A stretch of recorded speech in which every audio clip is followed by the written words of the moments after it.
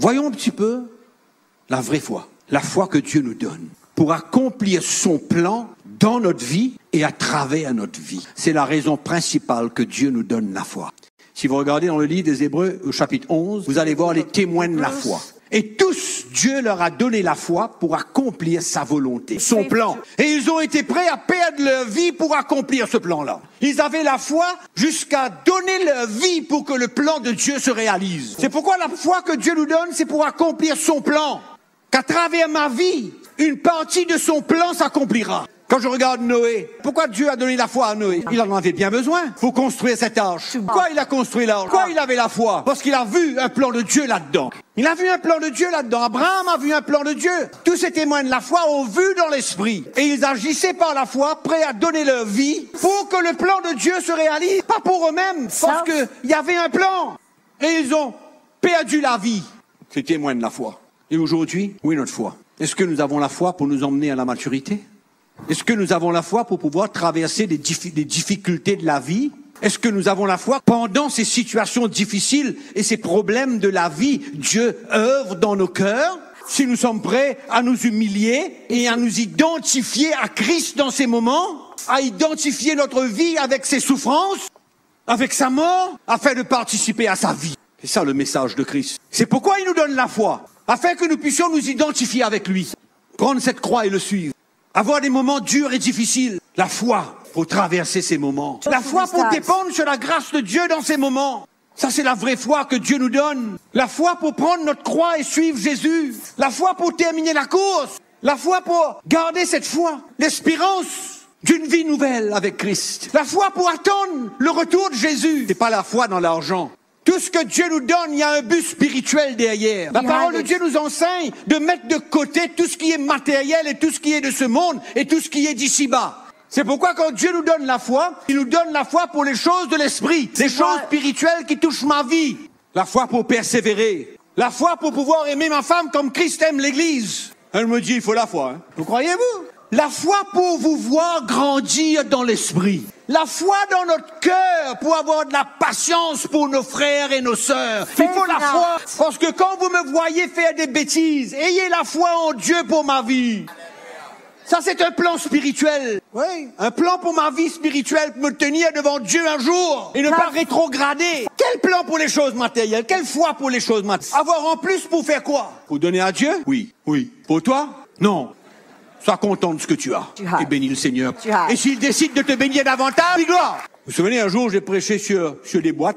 Moi, j'ai une boîte là-haut. Toi aussi, tu as une boîte. Mais ce qu'il y a dans ma boîte n'est pas ce qu'il y a dans ta boîte. Toi, tu ne peux pas essayer d'avoir ce qu'il y a dans pour moi. Contente-toi de ce que Dieu a mis dans ta boîte pour toi. Tant que tu vis droitement devant le Seigneur, tant que ton cœur est clair et vrai avec Dieu, tant que tu es prêt à prendre la croix et le suivre, au temps voulu, il ouvre la porte de ta boîte et il t'envoie quelque chose. Jamais tout un coup. Il ouvre sa boîte et il envoie quelque chose qui est pour toi. Pas pour moi. Moi, j'ai besoin de la foi pour ça, moi. J'ai besoin de la foi pour mes enfants. J'ai besoin de la foi pour vous. J'ai besoin de la foi pour servir Dieu. J'ai besoin de la foi pour terminer ma course. Tout ça, ce sont des plans spirituels. Tout ça, c'est de l'esprit. Rien à voir avec le fric, l'argent, la racine de tous les maux. C'est pourquoi il est temps pour nous de fouiller un trou. On fouille le trou! Il y a déjà certains qui ont déjà commencé à fouiller. D'accord, on est prêt? On a besoin de parler de certaines autres choses très importantes, mais on va essayer d'aller rapidement. 2 Rois, chapitre 16. Je vais vous parler ce soir de l'influence du monde. Comment l'Église a accepté le compromis du monde. Dans le livre des Rois, au chapitre 16. Voilà, il y avait le roi Achaz. Vous connaissez son histoire? Le roi de Juda, Achaz. Au verset 7. Achaz envoya des messagers, le roi d'Assyrie, pour lui dire, je suis ton serviteur et ton fils, monte, délivre-moi de la main du roi de Syrie et de la main du roi d'Israël qui s'élève contre moi. Au verset 10, le roi Achaz se rendit à Damas, au devant du roi d'Assyrie. Ayant vu l'autel qui était à Damas, le roi Achaz envoya au sacrificateur Uri le modèle et la forme exacte de cet autel. Le modèle et la copie d'un autel païen. Le sacrificateur Uri construisit un autel entièrement d'après le modèle envoyé de Damas par le roi Lacaille. Le verset 14. Il envoya de la face de la maison l'autel d'airain qui était devant l'Éternel, afin qu'il ne soit pas entre le nouvel autel et la maison de l'Éternel, et il le plaça à côté du nouvel autel vers le nord. Maintenant, tu vas faire brûler sur le nouvel autel le sacrifice. Incroyable. C'est ça l'esprit du monde.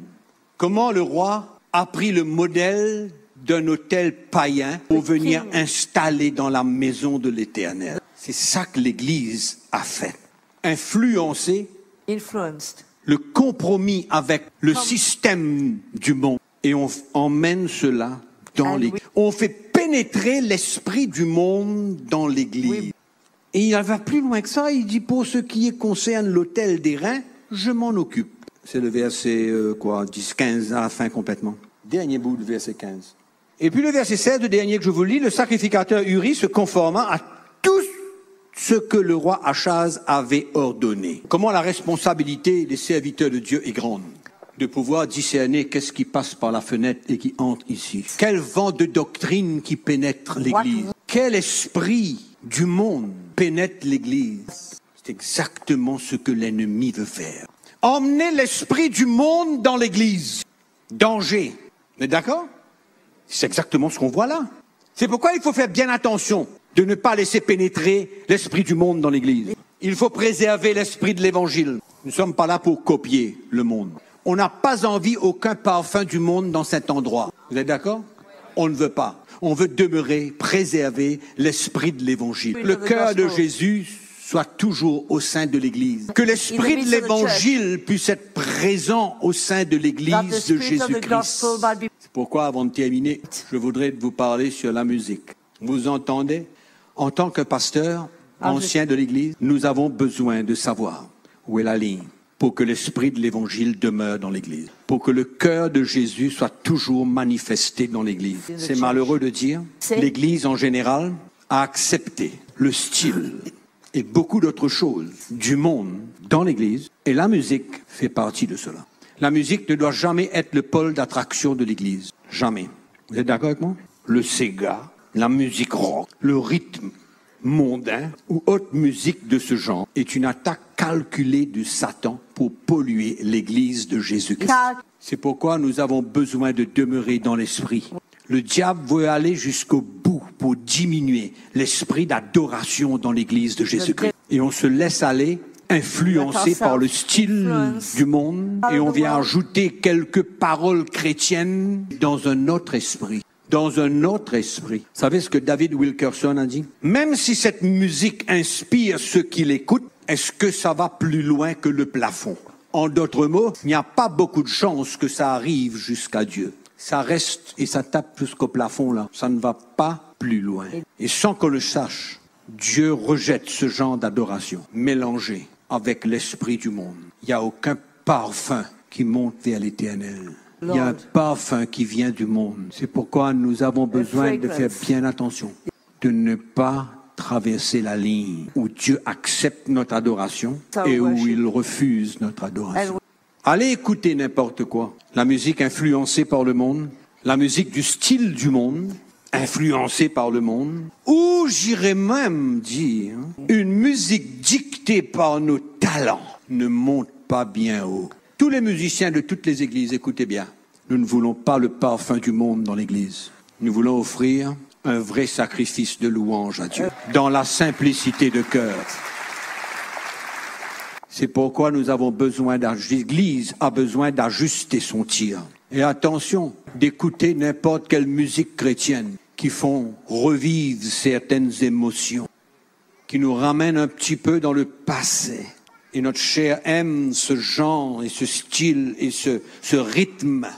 Ma question est, est-ce que c'est un bon parfum? La musique est devenue la fondation de beaucoup d'églises. Et si vous retirez la musique, il n'y a pas grand-chose qui reste. La musique va attirer les chrétiens, parce que c'est bon, et on se sert de la musique pour garder les chrétiens. Le chrétien a besoin d'avoir une soif de Jésus. Et que sa vie chrétienne ne dépend pas de la musique, bien que la musique doit être présente dans le bon esprit. D'accord? Je vais toucher un point parce que c'est quelque chose qui est en train de prendre de l'importance dans l'Église et que nous avons besoin vraiment de rester bien vigilants. C'est le divorce dans l'Église. Moi, je crois que quand Dieu a un plan, il a la solution pour tout. Quand est-ce que l'Église a commencé à accepter le divorce dans l'Église? Depuis quand? Je dirais à peu près une trentaine d'années. À peu près. Est-ce que la parole de Dieu change selon le siècle que nous vivons? Mais encore une fois, nous avons ouvert la porte. L'Église a ouvert la porte à une influence du monde. C'est dommage, c'est très triste, mais c'est la réalité. Vous savez, le divorce dans l'Église grandit, mais c'est une opportunité qui enlève à l'homme le désir de prendre sa croix et le suivre. C'est une porte de sortie parce qu'il ne veut pas perdre sa vie, parce qu'il n'est pas prêt à prendre sa croix et suivre Jésus et mourir à ses désirs. C'est pourquoi c'est une opportunité. Le divorce est une opportunité qui empêche l'homme de donner sa vie et que Dieu puisse unir mari et femme ensemble jusqu'au dernier jour. Le divorce n'est pas la solution si le Seigneur est avec nous. Moi, je te pose la question, pourquoi pas le Dieu de la troisième chance? S'il y a eu deux, pourquoi il n'y aura pas trois? Quelle est la différence finalement? Vous savez, mes frères et sœurs, nous sommes appelés à suivre des modèles selon l'évangile de Christ. Paul dit, suivez-moi comme moi je suis Christ. Nous ne sommes pas là pour condamner personne, le doigt sur personne. Mais si vous avez une pensée de vous séparer de votre femme ou de votre mari, non. Il y a une sortie, il y a une solution. C'est pas la peine de se lancer dans un plan qui est contre la volonté de Dieu. J'ai dit tout à l'heure, quand Dieu a un plan, il a la solution pour ce plan. Malgré tout, il a un plan. Si seulement l'homme et la femme veulent se soumettre au plan de Dieu, prendre leur croix, perdre leur vie l'un pour l'autre, Dieu est capable de faire des miracles. C'est trop facile de prendre un chemin de sortie et de pointer le doigt sur un ou l'autre. Nous avons appris il y a quelques jours que quand on pointe le doigt sur quelqu'un, quand on voit la paille dans l'œil de quelqu'un, il y a une poutre dans la nôtre. C'est pourquoi quand on essaye de mettre le tort sur quelqu'un d'autre, on ne voit pas notre tort à nous. C'est pourquoi la solution, c'est la croix de Jésus. Comme Marie aime sa femme, comme Christ a aimé l'Église, s'est livré pour elle. Je ne cesserai de parler de cette responsabilité, ce que j'appelle le ministère du mari envers sa femme. On ne réalise pas le dégât qu'il y a dans le corps de Christ. J'ai prêché l'Évangile pendant 10 ans. Quand le message de la croix de Jésus-Christ vient dans votre cœur, vous commencez à comprendre votre responsabilité devant votre femme. Pourquoi le message de la croix de Jésus-Christ a sauvé notre mariage. C'est pourquoi je dis, si vous avez une pensée, vous êtes arrivé au bout de votre rouleau, vous n'avez qu'une pensée en tête, c'est de le mettre de côté ou de la mettre de côté. Toutes les pensées du diable viennent. J'ai dit quelque chose tout à l'heure. Nous sommes appelés à suivre les modèles de l'Évangile. Ne prenez pas comme exemple ceux qui ont bafoué le mariage. Et ne vous cachez pas derrière eux pour faire de même. Il y a un plan, il y a une solution. Le message de la croix de Jésus. Il y a une solution. Rien n'est perdu. Si seulement on est prêt de nous humilier, prendre cette croix, mourir à nous-mêmes et laisser Dieu faire le miracle. Le divorce, c'est un feu étranger dans la maison de Dieu. Un feu étranger. Et cela diminue la puissance du message de la croix de Jésus. Parce que ce message est puissant pour restaurer tout. C'est pourquoi le divorce vient bafouer ce message. Ce divorce vient dire, le message de Christ n'est pas suffisamment fort et puissant pour ma vie.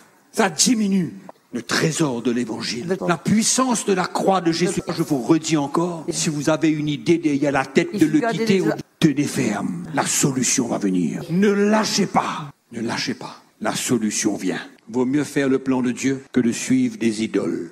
Mais je ne peux pas ne pas terminer en vous disant que même si vous avez fait fausse route, il y a une solution. C'est la repentance. Tant qu'il n'y aura pas de repentance, il y a disqualification. Mais quand il y a la repentance réelle, Dieu est capable de nous relever. C'est ça la beauté de la chrétienne. C'est ça la beauté d'un message où Dieu ne nous abandonne jamais, mais il est prêt à ressentir notre cœur. Et le message de la croix de Jésus-Christ est le seul qui nous fait ressentir le cœur de Jésus. Son peuple pour notre vie. Que le Seigneur soit loué. Ah, que le Seigneur soit béni. Il y a tant d'autres choses que je peux vous partager.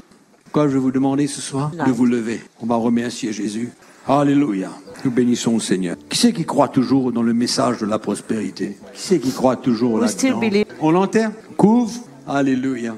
Le Seigneur est là pour nous libérer, mes frères. Il est là pour nous libérer ce soir. Il y a beaucoup de frères et sœurs qui ont cru dans ce message. Comme nous avons lu tout à l'heure, nous avons cru, nous avons donné, nous avons été pillés, nous avons été volés, nous avons été trompés. Et aujourd'hui, peut-être que vous êtes découragés. Mais dans votre cœur, la parole de Dieu a créé une nouvelle foi. Une nouvelle espérance pour vous. Que c'est une expérience du passé maintenant. Ça a eu lieu, on ne peut pas changer le passé. On peut changer le futur. On peut prendre une nouvelle direction. Et on veut mettre notre foi sur les choses spirituelles. Et ne plus jamais lier les instructions de Jésus avec l'argent. C'est pourquoi ce soir, nous emmenons la mort à cette hérésie. Et nous prenons un départ nouveau, où tout est derrière nous. Et nous allons servir le Seigneur, sans que l'argent ne soit un obstacle pour nous. Amen. On va prier le Seigneur. Vous savez, la parole de Dieu, elle est puissante pour libérer les gens là où ils sont. La parole de Dieu est puissante pour enlever les fardeaux des gens là où vous êtes. Souvent, on croit qu'on a besoin de prier pour les gens. C'est vrai que le Seigneur nous conduit pour prier. Mais ce soir, là où vous êtes, tout fardeau peut être enlevé. Cette mauvaise expérience d'avoir été trompé, je vous demande une première chose, pardonnez. Ne gardez pas toutes ces expériences contre quelqu'un. Relâchez. Qu'importe ce qui vous est arrivé. Votre compte bancaire peut-être a été vidé. Vous êtes blessé par les paroles qui vous ont été dites concernant l'argent. Vous avez été contrôlé en tant qu'un chrétien concernant vos finances. Que le Seigneur vous libère de tout ça. Que ce soit une expérience qui soit désormais derrière vous. Et dans votre cœur, relâchez. N'en voulez à personne. Voulez à personne. Amen. N'en voulez à personne. Donnez et il vous sera donné. Aimez. Relâchez, pardonnez, et le Seigneur vous libérera. Seigneur, nous te remercions ce soir pour ta parole. Elle est la vérité. Ce soir, tu as le pouvoir de briser les liens, renverser les forteresses. Parole est puissante. Libérer nos frères et nos sœurs pour les détacher de ces pièges du diable. Seigneur, je prie que tu renverses les raisonnements, les forteresses qu'il peut y avoir, les fardeaux qu'ils peuvent transporter. Seigneur, je prie pour un miracle dans le cœur de beaucoup ce soir. Que tu libères mes frères et mes sœurs de ce fardeau et que leur cœur soit libéré, que leur cœur soit clair, que leur cœur soit vrai, qu'ils ne gardent rien contre personne. Ce soir, ils décident de tout relâcher et de te faire confiance. Que tu restaureras leur vie, que tu les guériras, qu'il ne restera pas, Seigneur, une trace de ce qu'ils ont vécu dans le passé. Mais que ce soir, tu feras des miracles et tu vas panser des blessures. Nous te louons ce soir car tu es un Dieu de miracles. Ce soir, tu touches les vies. Tu libères ton peuple de sous le joug de l'homme. Tu libères ton peuple de sous les enseignements, Seigneur, qui ne sont pas vrais. Tu plantes dans leur cœur la vérité de l'évangile. Que la saine doctrine, Seigneur,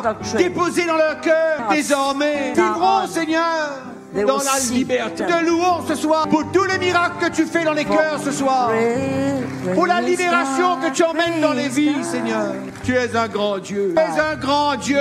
Nous croyons dans la libération des chrétiens. Dessous le dessous le pouvoir et les ruses de l'ennemi. Et ce soir, Seigneur, nous enterrons cette doctrine de la prospérité. Et nous déclarons que notre dépendance vient de toi. Tu es notre secours, notre refuge, provision. Tu connais tout, tu connais notre vie, tu connais ce qu'il y a devant. Et nous te demandons, Seigneur, miracle sur miracle dans chacune de nos. Prions dans le nom de Jésus-Christ. Nous prions dans le nom de Jésus. Nous donnons gloire au Seigneur.